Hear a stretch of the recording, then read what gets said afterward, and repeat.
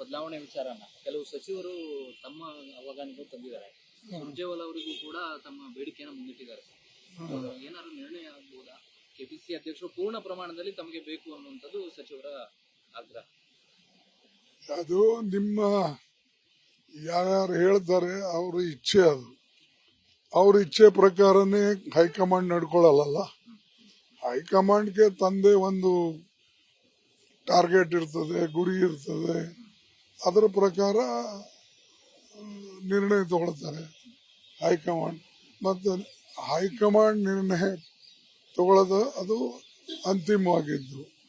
ಈಗ ಇಲ್ಲಿ 100 ಜನ 100 ಮಾತಾಡಿದ್ರೆ ಅದಕ್ಕೆ ನಾನೇನು ಉತ್ತರ ಕೊಡೋಕ್ಕಾಗಲ್ಲ.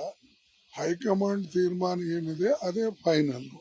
ಅದಕ್ಕಾಗಿ ನನ್ನ ಒಂದು ಮಾಡಬೇಕು, ಯಾವಾಗ ಏನು ನಿರ್ಣಯ ತಗೊಳ್ಬೇಕು ಅದು ನಮಗೆ ಬಿಟ್ಟಿತ್ತು. ಮೊದಲ ಕೊಟ್ಟಂತ ಕೆಲಸಗಳನ್ನ ಮಾಡಿ ಜನರಿಗೆ ಅಭಿವೃದ್ಧಿ ಕಡೆ ಒಯ್ದು ಮತ್ತು ಪಕ್ಷಕ್ಕೆ ಬಲ ತಂದು ಆ ಕೆಲಸ ಮೊದಲು ಮಾಡಲಿ. ಇವೆಲ್ಲ ಮಾತಾಡ್ತಕ್ಕಂಥದ್ದು ಇದರಲ್ಲಿಂದು ಏನು ಪ್ರಯೋಜನ ಆಗೋದಿಲ್ಲ. ಅದಕ್ಕೆ ನನ್ನ ಒಂದೇ ಸೂಚನೆ ಅವರಿಗೆ, ಹೈಕಮಾಂಡ್ ಇದೆ, ನಾವೆಲ್ಲ ಇದ್ದೇವೆ, ರಾಹುಲ್ ಗಾಂಧಿ ಅವರು ಇದ್ದಾರೆ, ನಾವು ನಿರ್ಣಯ ತಗೊಳ್ತೇವೆ. ಅದಕ್ಕೆ ಅವರು ಇಲ್ಲಿ ಇಂಟರ್ಪ್ರಿಟೇಷನ್ ಮಾಡ್ತಕ್ಕಂಥದ್ದು ಅವಶ್ಯಕತೆ ಇಲ್ಲ. ಅಂದ್ರೆ ಈಗ ಅದರ ಅವಶ್ಯಕತೆ ಇಲ್ಲ ಅಂತ ಹೇಳ್ತೀವಿ. ಸರಿ, ಯಾವಾಗ ಈಗ ಆಗಲ್ಲ. ಹೈಕಮಾಂಡ್ ಯಾವಾಗ ನಿರ್ಣಯ ತಗೊಳ್ಬೇಕು ಅವಾಗ ತಗೊಳ್ತಾರೆ. ಈಗ ಆಗ ನಾಳೆ ನಾಡದಂತಿಲ್ಲ. ಹೈಕಮಾಂಡ್ ಯಾವಾಗ ನಿರ್ಣಯ ತಗೊಳ್ಬೇಕು, ರಾಹುಲ್ ಗಾಂಧಿ ಅವರು ಇದ್ದಾರೆ, ನಾನಿದ್ದೀನಿ ಅಧ್ಯಕ್ಷನಾಗಿ, ನಾವೆಲ್ಲರೂ ಕುಂತು ಏನ್ ಮಾಡಬೇಕು ಅನ್ನೋ ತೀರ್ಮಾನ ಆ ಸಂದರ್ಭದಲ್ಲಿ ತಗೊಳ್ತೇವೆ. ಈಗ ಅದನ್ನ ಪ್ರಶ್ನೆನೇ ಇಲ್ಲ.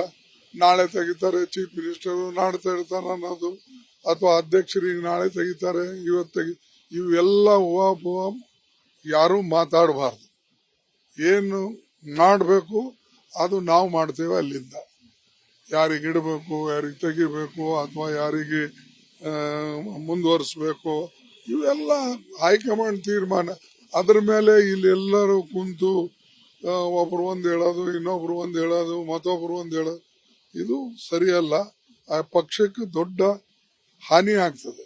ಅದಕ್ಕಾಗಿ ದಯವಿಟ್ಟು ಈ ಕಾಂಟ್ರವರ್ಸಿಗಳನ್ನ ರಾಜ್ಯದಲ್ಲಿ ನಡಿಬಾರದು. ಬದಲಾವಣೆ ವಿಚಾರನ ಕೆಲವು ಸಚಿವರು ತಮ್ಮ ಅವಗಾನಿಗೂ ತಂದಿದ್ದಾರೆ.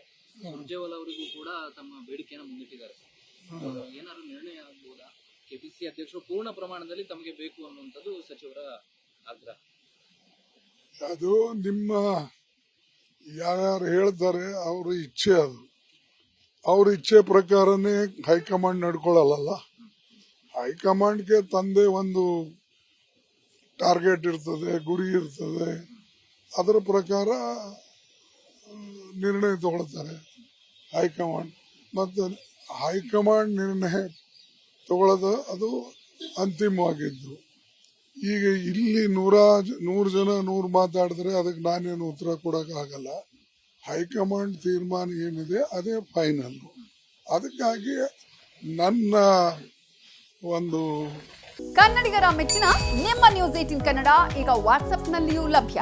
ಕರ್ನಾಟಕ ಮತ್ತು ದೇಶ ವಿದೇಶದ 360 ಡಿಗ್ರಿ ಸುದ್ದಿ ವಿವರವನ್ನ ನೀವು ನಿಮ್ಮ ಕೈ ಬೆರಳುಗಳಲ್ಲಿಯೇ ಪಡೆಯೋದಿಕ್ಕೆ ಈ QR ಕೋಡ್ ಅನ್ನ ಸ್ಕ್ಯಾನ್ ಮಾಡಿ. ನಮ್ಮ ಚಾನೆಲ್ ಅನ್ನ ಫಾಲೋ ಮಾಡಿ, ನೋಟಿಫಿಕೇಶನ್ ಆನ್ ಮಾಡಿ.